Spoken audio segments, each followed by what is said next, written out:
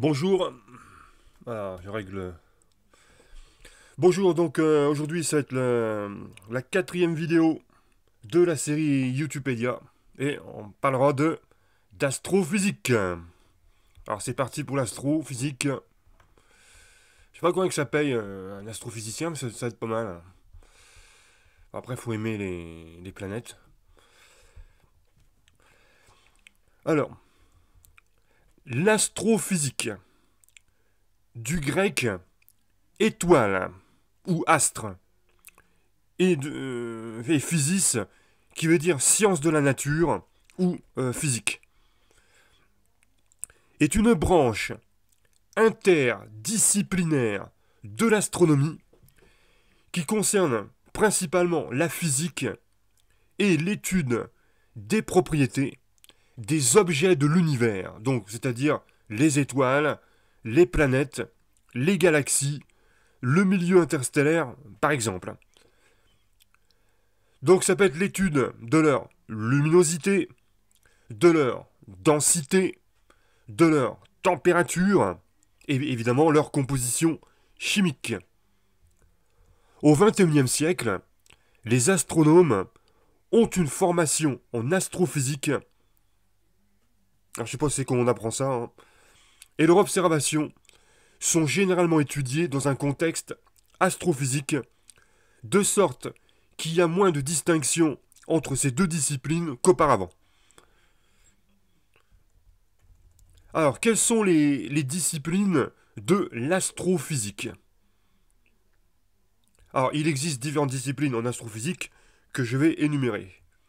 La cosmologie, la planétologie, l'exobiologie, l'instrumentation, la physique stellaire, l'héliosismologie et l'astérosismologie, la physique du milieu interstellaire, le plasma astrophysique et enfin la physique galactique.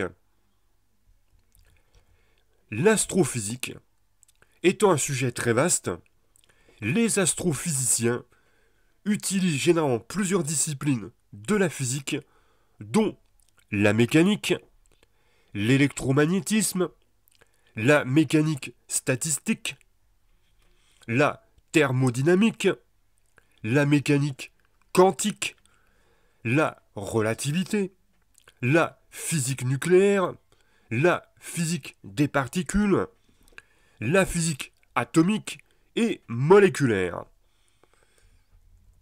Alors on va faire un petit historique. Pour savoir plus, il faut aller voir ce qui concerne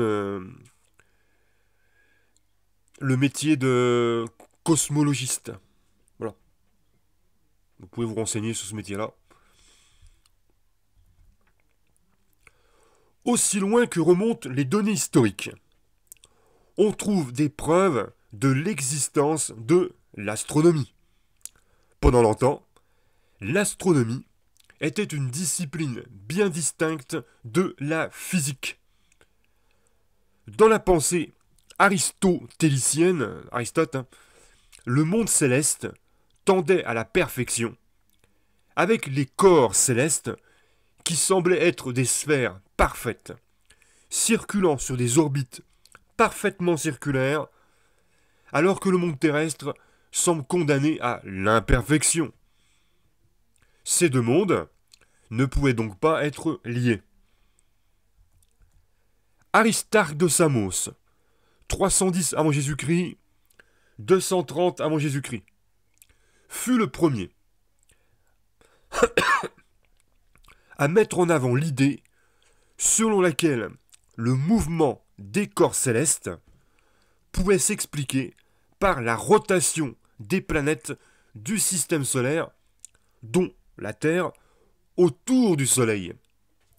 À l'époque, la vision géocentrique de l'univers prévalait et la théorie héliocentrique d'Aristarque fut déclarée farfelue et hérétique. Cette vision, restant en place, jusqu'à ce qu'un astronome nommé Nicolas Copernic ressuscite le modèle héliocentrique au XVIe siècle. En 1609, grâce à la lunette astronomique qu'il avait adaptée, Galilée découvrit les 4 lunes les plus brillantes de Jupiter et démontra qu'elles tournaient tout autour de cette planète. Cette découverte était en complète contradiction avec le dogme de l'Église catholique de l'époque. Il n'échappa à une peine sévère qu'en prétendant que son œuvre n'était que pur travail mathématique et donc purement abstrait, contrairement à la philosophie naturelle, c'est-à-dire la physique. Une minute. À chaque fois, je reviens.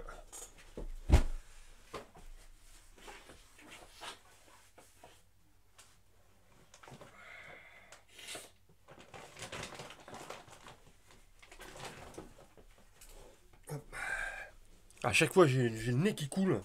À chaque fois que je fais une vidéo.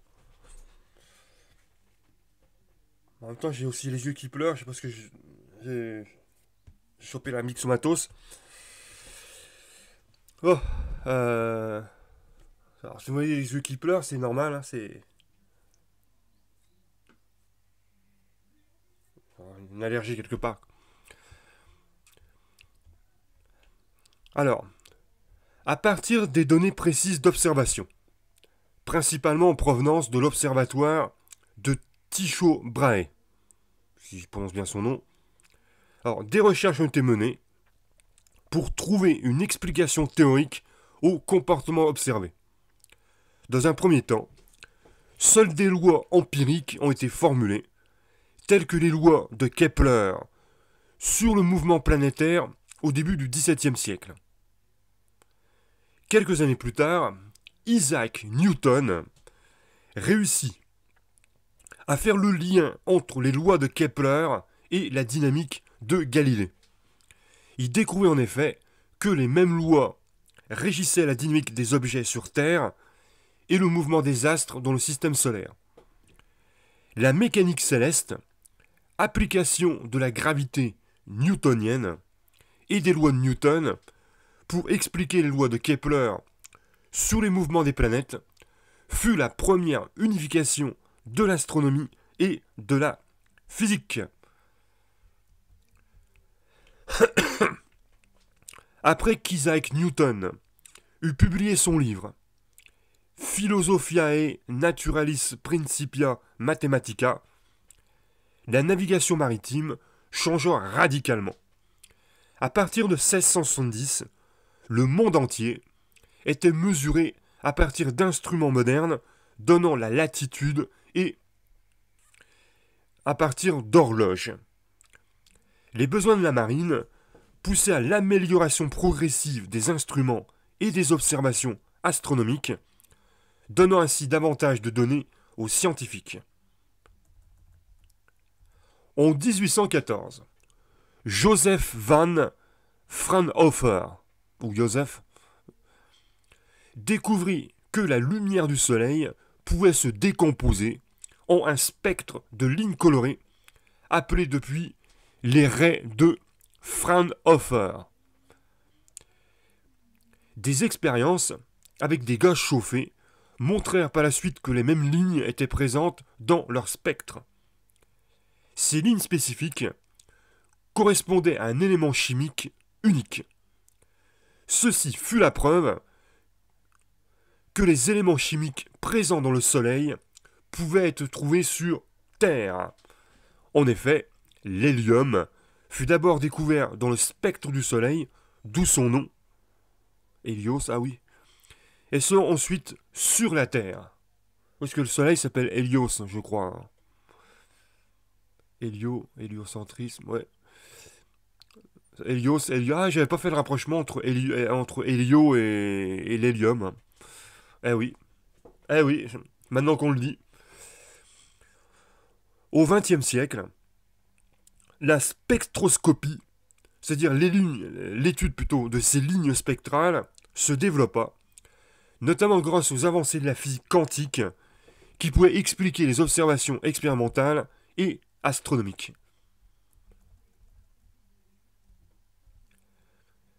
Maintenant, on va parler de l'astronomie observationnelle. Donc l'astronomie basée sur l'observation. La majorité des observations en astrophysique sont effectuées en utilisant le spectre électromagnétique. Alors tout d'abord, on a la radioastronomie. La radioastronomie étudie les radiations cosmiques qui ont une longueur d'onde supérieure à quelques millimètres. Les ondes radio sont généralement émises par les objets froids, comme les gaz interstellaires ou les nuages de poussière. La radiation micro-ondes du fond diffus cosmologique provient de la lumière du Big Bang qui subit un décalage vers le rouge. Les pulsars ont été détectés en premier par les fréquences micro-ondes. L'étude de ces fréquences nécessite de très gros radiotélescopes. Alors, ensuite, on a l'astronomie infrarouge, qui étudie les radiations dont la longueur d'onde est trop grande pour être visible et plus petite que les ondes radio.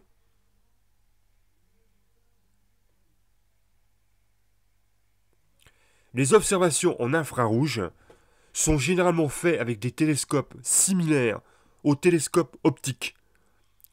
Les objets astrophysiques qui émettent principalement dans l'infrarouge sont essentiellement plus froids que des étoiles, comme les planètes ou bien les galaxies infrarouges par exemple. L'astronomie optique est la forme la plus ancienne d'astronomie. Les instruments les plus courants sont les télescopes associés à un capteur à charge couplée ou des spectroscopes. Comme l'atmosphère terrestre interfère quelque peu avec les observations faites, l'optique adaptative et les télescopes spatiaux ont fait leur apparition afin d'obtenir la meilleure qualité d'image possible. À cette échelle, les étoiles sont très visibles et beaucoup de spectres chimiques peuvent être observés dans la composition chimique d'étoiles, de galaxies ou de nébuleuses. L'astronomie dans l'ultraviolet, les rayons X ou les rayons gamma, étudie les phénomènes très énergétiques tels que les pulsars binaires, il faut préciser, les trous noirs ou les magnétars. Ces radiations pénètrent difficilement l'atmosphère de la Terre. Il n'y a donc que deux possibilités pour les exploiter, les télescopes spatiaux et les télescopes Cherenkov atmosphériques. Le RXTE, le télescope à rayons X Chandra et l'observatoire à rayons gamma Compton sont des observatoires de premier type. Le système stéréoscopique de haute énergie, HESS, et le télescope MAGIC font partie de la deuxième catégorie. Mis à part les radiations électromagnétiques, seulement très peu de choses situées à grande distance peuvent être observées depuis la Terre. Quelques observatoires d'ondes gravitationnelles ont été construits, mais ces ondes sont très difficiles à détecter. On trouve également quelques observatoires de neutrinos pour l'étude du Soleil, astronomie neutrino, principalement. Les rayons cosmiques sont des particules de haute énergie qui sont observées lorsqu'elles heurtent l'atmosphère terrestre. Les observations diffèrent également sur l'échelle de temps qu'elles considèrent. La plupart des observations optiques s'étalent sur plusieurs minutes, voire sur plusieurs heures, de sorte que les phénomènes qui évoluent plus rapidement que cet intervalle de temps ne sont pas visibles. Cependant, les données historiques de quelques objets s'étendent sur des siècles ou des millénaires. D'autre part, les observations radio se focalisent sur des événements à l'échelle de la milliseconde, ce qu'on appelle des pulsars millisecondes, ou combinent les données de plusieurs années. Par exemple, dans les études de la décélération des pulsars. Les informations obtenues à ces différentes échelles permettent d'accéder à des résultats différents. L'étude de notre propre Soleil tient une place particulière dans l'astrophysique observationnelle. Du fait de l'énorme distance à laquelle se trouvent les autres étoiles, les détails que l'on peut acquérir sous le Soleil sont sans commune mesure avec ce que l'on pourrait observer sur les autres étoiles. La compréhension du Soleil sert ainsi de guide à notre connaissance des autres étoiles. L'évolution stellaire, le sujet qui étudie comment changent les étoiles, est souvent modélisé en plaçant les différents types d'étoiles à leur position sur le diagramme de Hertzsprung-Russell.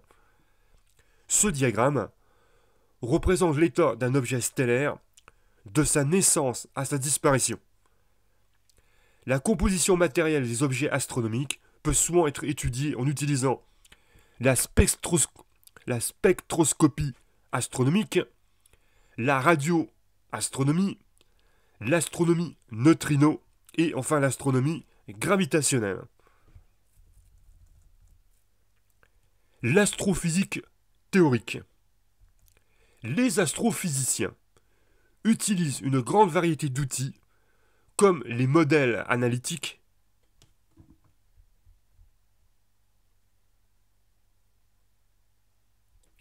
tels que les polytropes pour obtenir le comportement approximatif d'une étoile, ou la simulation numérique sur ordinateur.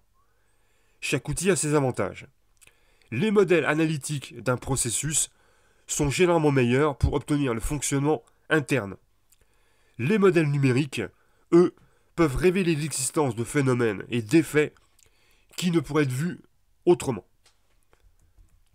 Les théoriciens en astrophysique essaient de créer des modèles théoriques et de comprendre les conséquences observables de ces modèles.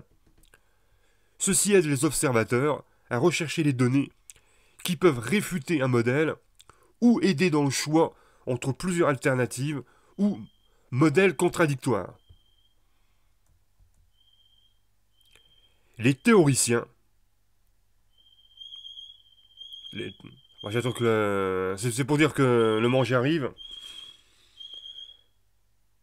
Il n'y a pas le feu, vous inquiétez pas.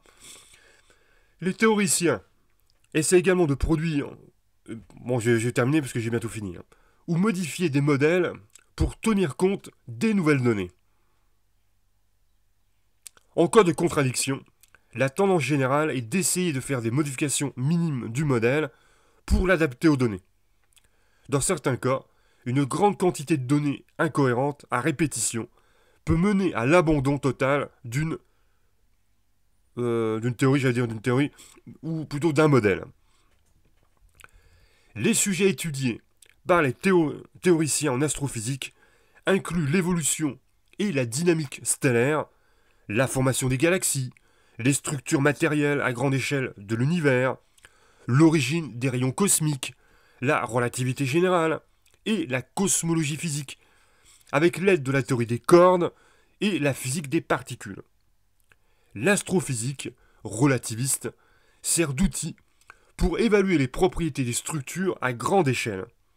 Pour ces structures, la gravitation joue un rôle important dans les phénomènes physiques étudiés et sert de base pour la physique des trous noirs et l'étude des ondes gravitationnelles. Parmi les théories étudiées et les modèles reconnus en astrophysique, on peut trouver le modèle lambda-CDM, qui inclut Big Bang, l'inflation cosmique, la matière noire et les théories fondamentales de la physique. Donc voilà, les astrophysiciens vont étudier par exemple la gravitation en utilisant des radiotélescopes. Comme modèle théorique, ils vont avoir par exemple l'effet Nordwend. Et ils vont déduire que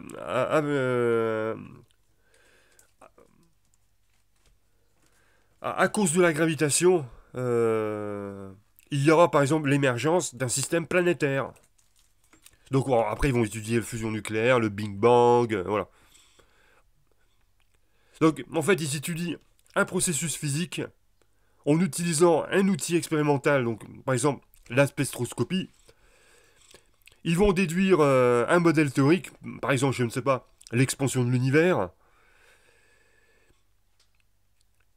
Et à partir de là, ils vont pouvoir prédire ou expliquer certains phénomènes.